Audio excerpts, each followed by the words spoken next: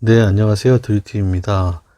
오늘은 그 며칠 전에 올린 영상에 신혼부부 관련돼서 제가 멘트를 잘못한 게 있어서 사과 말씀드려 영상 올렸고요. 신혼부부께 진심으로 사과드립니다. 소형 저가주택 한 채 헷갈리는 청약제도, 민영 일반 청약 시에는 무주택자, 특별공급 청약 시에는 유주택자라는 내용으로 영상을 준비했습니다. 며칠 전에 올린 그 재건축 소형 아파트를 제가 투자하면서 저녁면적 60평방미터 이하고 수도권인 경우에 1억 3천 이하인 경우에는 청약 시에 무주택자로 인정받기 때문에 청약에 유리하다라고 말씀을 드렸는데 그 멘트 중에 제가 이제 신혼부부를 언급했어요. 신혼부부는 이제 특별공급이지 않습니까? 특별공급에는 이게 해당되지 않습니다. 소형 저가주택을 한 채라도 갖고 있으면 특별공급 시에는 유주택자가 되기 때문에 특공 자격이 사라지는 거죠. 그래서 절대로 소형 저가주택을 매입하면 안 된다 라는 좀 말씀을 드려야 될 것 같아서 영상 올렸고요.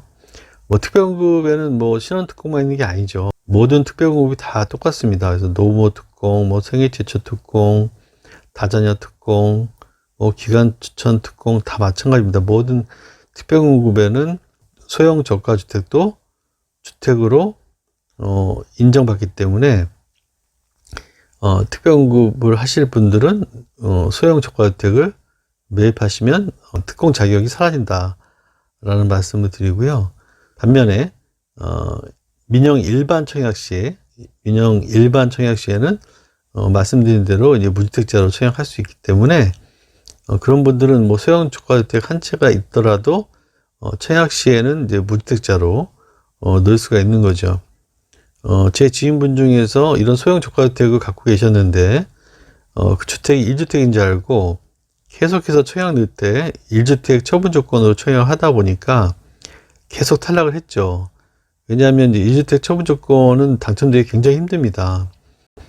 추첨자 안에서도 무주택자가 75%고 25%에게만 돌아가거든요. 1주택 처분 조건은 사실상 당첨이 어렵다고 보시면 될 것 같아요. 그러다 보니까 이제 그 지인이 계속 그 청약을 넣을 때마다 떨어질 수밖에 없었던 건데 제가 이제 소형 저가주택 한 채는 청약 시에 무주택자라는 얘기를 해줘서 가점이 한 25점 정도 올라감으로써 가점으로 청약 당첨된 케이스가 있었습니다. 그래서 그 케이스를 제가 기억을 하기 때문에 도움을 드리려고 그 멘트를 했는데 제가 특공에는 이게 적용이 안 된다는 것을 인지를 못했습니다. 그래서 제가 그 방송을 하고 나서 왠지 좀 찝찝한 느낌이 들어서 제가 청약홈에 들어가서 그 청약제도, 특별공급 청약제도를 다 뒤져봤거든요. 그거 없더라고요. 그래서 다시 그 모집공고, 최근에 분양한 그 동탄에 있는 동탄 그 신주거 문화타운에 있는 모집공고 다 제가 검색을 해봤는데 한 46페이지 정도 되는데 그 안에서 이제 그 멘트를 찾았어요. 거기 읽어보니까는 거기에 나오더라고요. 그 특별공급 시에는 소형 저가주택은 주택으로 인정하지 않는다는 내용이 나오더라고요. 깨알같이. 그걸 찾기 위해서 제가 한 1시간 정도를 찾았던 것 같아요. 그 내용을. 그러고 나서도 이제 확실하게 더 하기 위해서 청약홈 콜센터 1644-7445번으로 전화를 해서 그 상담원한테 한 번 더 상담했더니 역시 그 소형 저가주택 소유를 무주택으로 보는 경우는 주택공급에 관한 규칙 제53조 제9호에 따라서 민영주택 일반공급 청약시에만 적용되며 신혼부부 특별공급에는 적용되지 않습니다라는 답변을 받았습니다. 그래서 신혼부부라든가 신혼부부를 포함한 모든 특별공급은 소형주택을 가지고 있으면 안 된다. 안 되는 건 아니지만 이제 청약에서 특별공급으로 청약할 수 없다라는 말씀을 드리고요. 지금 깨알같이 써있잖아요. 글씨 잘 안 보이는데 특별공급 청약 시 소형 저가주택을 소유한 경우 유주택자에 해당함이라고 또 써있거든요. 특별공급 유의사항에 나오는데 이 내용을 다시 한번 더 확인했습니다.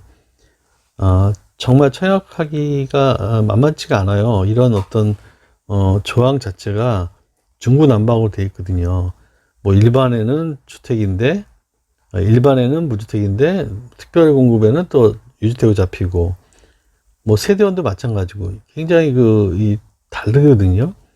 이제 요 같은 경우는 이제 그 일반 분양에서 주택으로 포함하지 않는 판정 기준인데, 여기도 글씨가 깨 같은데 제가 읽어 드릴게요.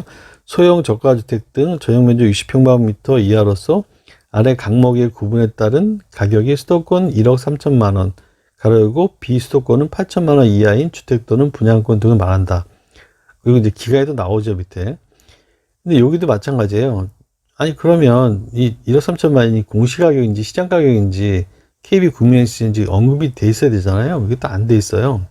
이것도 이제 확인했더니 이제 공시가격이라고 해가지고 그냥 가로 열고 공시가격으로 하면 될 텐데, 이렇게 이제 두리뭉실하게 표현을 하기 때문에 많은 분들이 그 청약을 하면서 실수를 하게 되고 이제 부적격자가 계속 나오는 거죠. 이뿐만 아니라 뭐 수백 가지의 지금 문제가 있습니다만, 이제 뭐 그 중에 하나만 제가 예를 든 건데, 이렇게 청약 제도가 정말 그 많이 얽혀 있고 설켜 있다. 청약하신 분들은 아깝지만 이 청약 공부를 하셔야 된다. 청약 공부를 하고 다 꼼꼼히 읽어보고 모집 공고 읽어보고 청약해야지, 모집 공고를 읽어보지 않고 남의 말을 듣거나 유튜브 말만 들었다가는 낭패당할 수 있다라고 좀 생각이 됩니다. 조심스러운 내용이기 때문에 오늘 좀 방송을 했고요. 참 문제가 많아요. 그 아파트 단지를 분양받는데 너무나 다양한 케이스가 있는 거예요. 어떤 분은 특별공고 들어오고, 특별공고 또 신원특공, 뭐 생애제초, 노부모 특공, 뭐 기간추천, 너무나 많은 그 특공 안에서도 걸러지고, 그 안에서 또 이제 1순위 같은 경우도 뭐 가점제냐, 추첨제냐, 뭐 이렇게 또 갈라지고, 너무나 많은 케이스 바이 케이스가 있는 그 청약제도가 저는 좀 굉장히 불만입니다. 뭐 예전에 제가 IMF 때 이제 아파트 청약을 처음 당첨이 됐는데, 그때만 하더라도 이렇게 복잡하지 않았거든요. 그때의 청약제도는 정말 간단했어요. 그냥 통장 가입하고 2년 지나면 1순위 다 추첨제였습니다. 누구나 공평하게 추첨을 했고요. 물론 그 해당 당해 지역 비율이 있었어요. 그래서 해당 지역 거주자들한테 뭐 100% 한다든가, 어떤 지역 같은 경우는 뭐 일부 30% 배정한다든가, 그건 있었는데, 이렇게 가점제라든가 다양한 특공이 있지는 않았다는 거죠. 그때 뭐 신혼특공도 없었고 여러 가지 특공이 없었기 때문에. 근데 그 특공이 지금 더 많다는 거예요, 일반 분양보다. 8억 평방미터 이하의 분양 단지 같은 경우는 오히려 특별공급이 더 많아요, 일반 공급보다. 비율이 55% 정도 되는 것 같은데, 이게 무슨 뭐 특별공급이, 그렇게 되면 특별공급이 아니잖아요. 특별공급이 어떻게 더 일반 공급보다 많은데, 특별은 더 특별해야 되는데 특별한 게 아닌 거예요. 이게 특별공급이 더 주가 되는 거거든요. 이렇게 그 얽히고 섞여 있습니다, 청약제도가.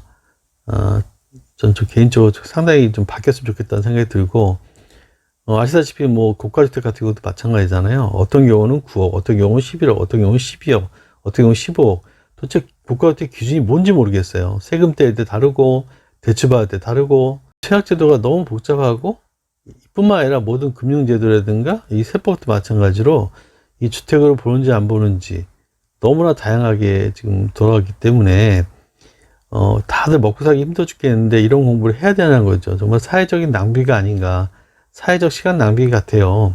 이렇게 시간을 국민들의 시간들을 뺏어가는 이 주택 청약제도가 맞는지, 이 대출제도가 맞는지, 이 세법이 맞는지 정말 회의적인 것 같습니다. 그럼에도 불구하고 우리가 재산을 증식시키고 인플레이션을 방어하기 위해서는 내 집 마련이 필수이기 때문에 안 할 수가 없는 거죠. 정말 안타깝습니다. 저도 이제 그 유튜버를 하고 있고 이제 부동산 공부를 하고 있지만, 부동산 분들하고 상담하다 보면 거의 다 모릅니다, 내용을. 근데 모를 수밖에 없어요. 이렇게 복잡하게 해놨는데 누가 다 이해를 하겠습니까? 전문가라는 사람도 다 모르는데. 참 안타깝다는 생각이 들고, 그럼에도 불구하고 우리가 살기 위해서는 짜증나지만 이 청약 모집공고 46페이지 다 읽어봐야 된다. 이해될 때까지 읽어봐야 된다. 이게 현실인 것 같습니다. 오늘은 제가 얼마 전에 올린 영상에 대해서 그 신혼부부 특공에 대해서 제가 잘못된 정보를 줬기 때문에, 물론 뭐 그 내용은 지금 다 편집을 해서 삭제를 했지만 한 1000분 정도 보셨더라고요. 그분들에게 다시 한번 사과드리고요. 청약 제도가 굉장히 복잡 다양하니까 또 유튜브라든가 뭐 블로그라든가 뭐 세무사라든가 지인이라든가 이런 분들의 말을 100% 믿으시면 안 되고, 꼭 본인이 검증하셔야 불이익을 피할 수 있다 라는 말씀을 드리면서 오늘 영상을 마치도록 하겠습니다.